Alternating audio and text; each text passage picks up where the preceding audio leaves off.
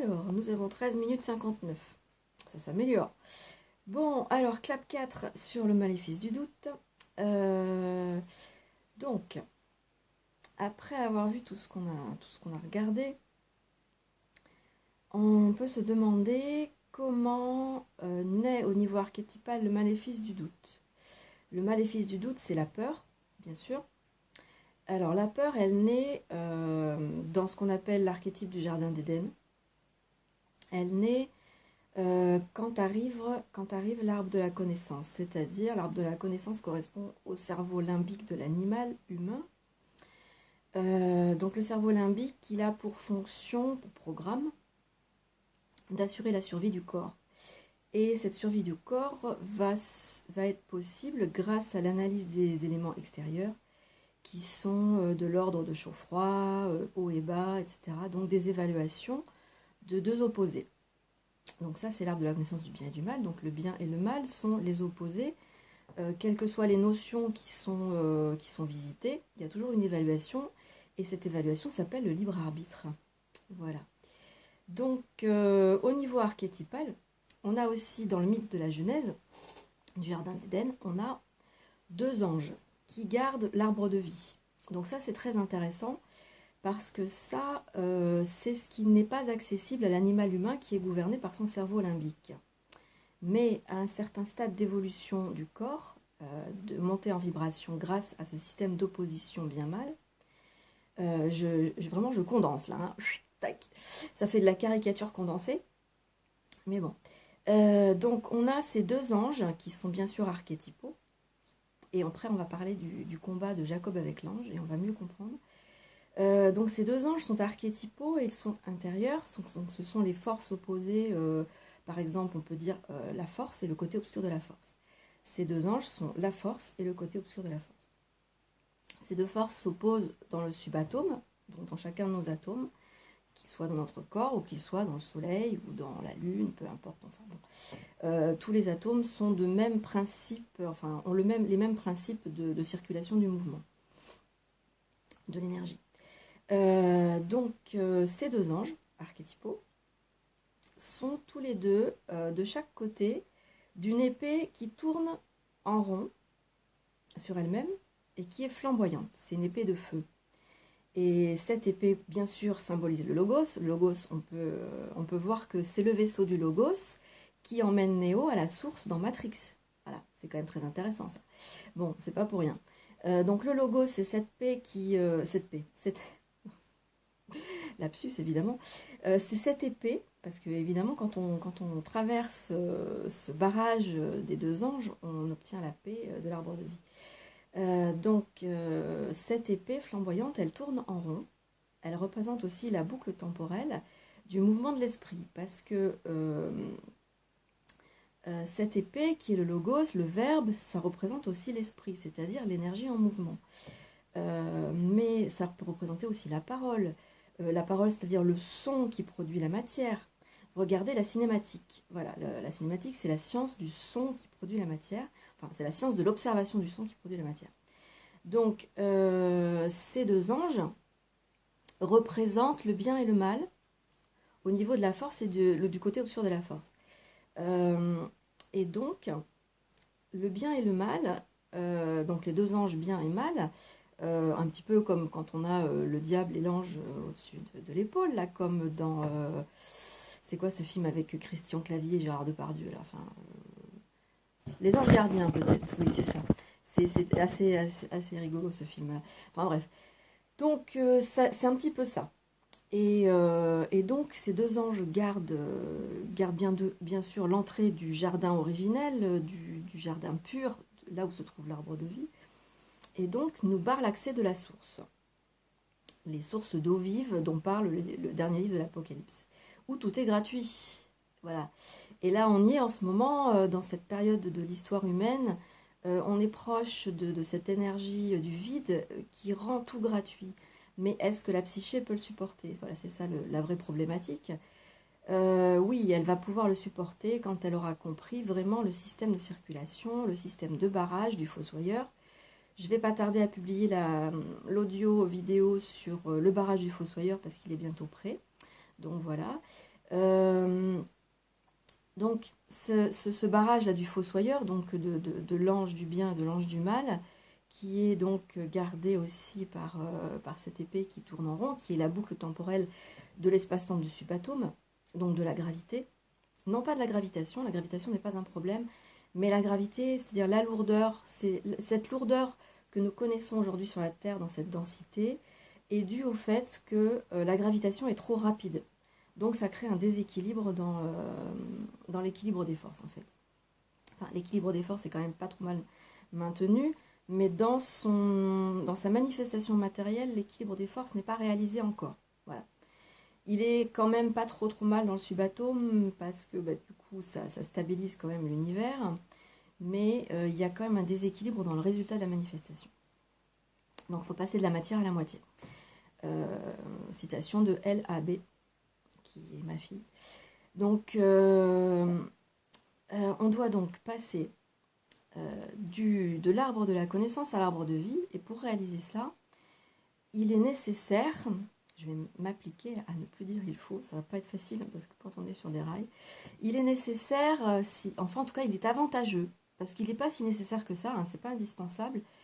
Individuellement, c'est pas indispensable. Il faut savoir que collectivement, ça se fera, même si individuellement, on refuse de le réaliser. On a la liberté de le refuser, voilà. Mais c'est vrai que c'est avantageux pour l'individu d'accepter, de comprendre, pour réaliser cette fusion à venir, voilà, entre l'arbre de la connaissance et l'arbre de vie, c'est-à-dire entre l'ego et la source. Voilà, en gros, c'est ça. Donc, l'ego, l'être humain, avec son corps matériel, va éventuellement comprendre à son avantage que lorsqu'il arrêtera d'évaluer le bien et le mal de manière philosophique, psychique, psychologique, dans le but de se rassurer et de se conforter dans une identité. Évidemment, les évaluations réalistes, c'est tout à fait nécessaire dans la vie, mais nous avons des évaluations qui ne sont pas réalistes, qui sont de type... comment ça s'appelle? Je ne sais plus, enfin subjectif quoi. Tout ce qui est subjectif. Alors, l'évaluation objective, c'est ok, mais l'évaluation subjective, elle a pour but le renforcement de l'image de soi, donc le renforcement de l'ego, de la fausse identité, pour assurer une survie dans une sécurité sociale. Donc dans un système planétaire qui est soumis aux flux énergétiques qui sont sur le système dynamo du subatome avec la matière, et non pas de la matière avec la source. Donc pour qu'on passe à quelque chose de beaucoup plus direct, même si le subatome continuera à protéger la matière de l'aspect nucléaire très très fort de la source, malgré tout, le voile sera suffisamment troué, c'est-à-dire qu'il y aura suffisamment de trous dans le subatome pour que suffisamment d'énergie passe dans la matière pour équilibrer la matière à la moitié. Voilà. C'est ça le truc de la fusion, c'est-à-dire que on ne va pas totalement fusionner avec la source, parce que sinon il n'y aurait plus d'univers, ça serait terminé. On va fusionner suffisamment, on va faire suffisamment de trous dans le subatome pour en faire une passoire qui va faire que la matière va devenir la moitié. Voilà. Symboliquement parlant, ça sera toujours une matière, mais ça ne sera plus à la matière, mais à la moitié. Une matière sera équilibrée, c'est-à-dire le corps sera équilibré dans ses énergies. Et donc pour arriver à ça, il y a une habitude avantageuse à prendre, qui est une habitude psychologique, c'est d'observer notre habitude à polariser. Parce qu'en observant ça, cette habitude va diminuer. Ça sera avantageux de ne pas se dire il faut que j'arrête de polariser, parce qu'alors c'est comme si vous disiez ne pense pas à un éléphant rose, parce que du coup vous allez tout de suite y penser. Et donc quand vous allez vous dire je veux pas polariser, vous allez polariser quoi. Vous allez polariser le fait de ne pas vouloir polariser. Voilà. Enfin, le fait que vous polarisiez va vous inciter à vous condamner dans votre action de polariser. Donc il suffit d'observer votre habitude, qui est l'habitude de la personnalité, donc du conditionnement du personnage social, qui est formaté par son astrologie, donc par ses thèmes astrologiques, par son thème astrologique, Et de ce fait, vous détachez de l'identification de cette personnalité, en sachant qu'effectivement, c'est le résultat d'une programmation, et donc que ce n'est pas votre réalité primordiale. Voilà. Et donc, tout doucement, dans cette observation du vrai et du faux, vous allez sortir tout doucement de la polarité. Et en sortant tout doucement de la polarité, vous allez découvrir le logos qui se révèle en vous, avec la volonté réelle qui va avec, et la créativité. Et petit à petit, vous allez devenir créateur, c'est-à-dire vous allez devenir un arbre de vie, c'est-à-dire que vous allez être de plus en plus identifié à la source, à l'énergie primale, et tout ce qui est de l'ordre du jugement va progressivement disparaître de votre système psychique. Voilà. Et ça, qu'est-ce que ça donne? Je pensais à un truc, je ne sais plus quoi. Ah oui, Philippe de Lyon. Pour vous donner une petite idée de ce que ça peut donner, c'est Guillaume Ziegel qui m'avait envoyé des vidéos pour connaître un peu Philippe de Lyon.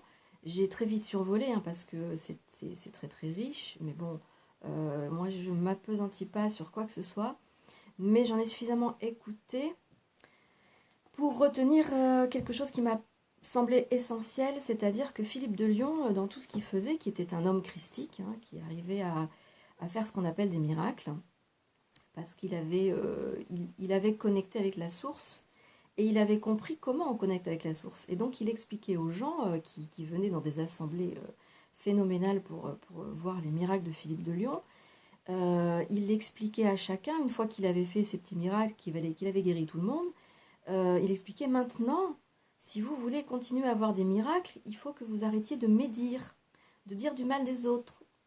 Tout simplement, il expliquait que c'était le fait de juger qui bloquait l'énergie de la source. Bon, je ne sais pas s'il l'a expliqué, le comprenait-il, je ne sais pas non plus, mais en tout cas, il en avait une suffisante intuition, peut-être non formelle, mais en tout cas, il l'a réalisé. Réalisé dans le sens qu'il le mettait en application, il le créait, quoi. Voilà. Ça passait par lui, par son corps, et il devenait quelqu'un de créateur, du coup. Donc, les personnes qui arrivaient à suivre ce conseil, de ne plus dire du mal d'autrui, voyaient en fait leur vie considérablement s'améliorer d'une manière assez miraculeuse. Voilà. Mais bon, il n'y a pas de magie là-dedans à proprement parler, c'est-à-dire il n'y a pas d'esprit magique. Il y a juste en fait une permission que l'ego accorde. Lorsque l'ego n'est plus dans le jugement, il va accorder une permission à l'énergie de passer à travers lui. Voilà. Et puis les 13 minutes sont bientôt écoulées. Je dirais que c'est déjà bien avancé ici dans l'explication. Je ne sais pas si j'aurais besoin du coup de faire une autre vidéo. On en est au 4e, pourtant ça aurait été bien d'avoir un 5e élément, mais après le 5e élément, ça va être en fait individuel à chacun de se le créer pour lui-même, quoi, en fait. Voilà.